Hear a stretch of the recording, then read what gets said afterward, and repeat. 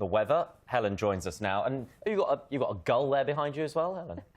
I have. Actually, I was admiring the clouds on this particular photograph that's come in from our weather watcher in Edinburgh this morning. Thank you for that. Lovely start to the day. It isn't for all.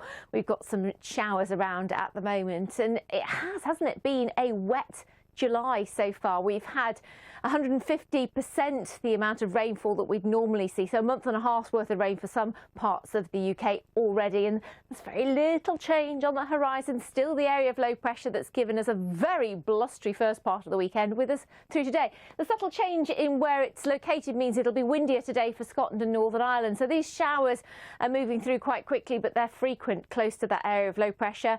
I think we'll find that the clumps of showery rain across Wales and Northern England will turn more showery through the afternoon, so more sunshine coming through. Can't be ruled out the odd shower at SW19, but on the whole, for England and Wales, not quite as windy. The showers not quite as widespread or frequent or indeed as heavy, but there'll still be some downpours around, particularly in the north with some hail and thunder. These are the gusts of wind today. Remember, yesterday they were 40-50 miles an hour, so about 10 miles an hour down on that for most. But that's still really quite blustery for this time of year. So if you're outside the showers and the wind and in the sunshine, it'll feel pleasant, it'll feel warm actually, but obviously quite cool if you're in those showers or indeed on the coast exposed to this northwesterly wind. Never a warm direction, but keeping those showers or longer spells of rain going through the night in the north. Elsewhere, I think drier overnight. Fewer showers around, lengthier clear spells, allowing our temperatures to fall back. So in the suburbs, I think we'll get down to single figures.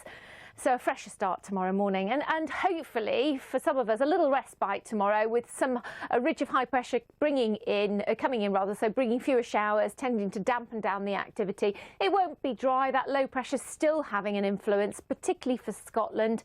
Still a coolish breeze, but the winds will be lighter tomorrow. So when you do have the lengthier spells of sunshine, particularly further south and east, it'll feel warmer. Some strong sunshine, of course, not dependent on the temperature, so just as strong today as it will be tomorrow. Now, as we move into Tuesday, we've got the next area of low pressure coming in. It doesn't look as potent as the one that we've had this weekend, but it will bring yet more rain. Just keeps piling up the amount of rain that we're seeing this July after the really dry and hot June. But actually the rain is much needed at the moment for some parts of the United Kingdom. So although it looks wet again on Tuesday, it's needed.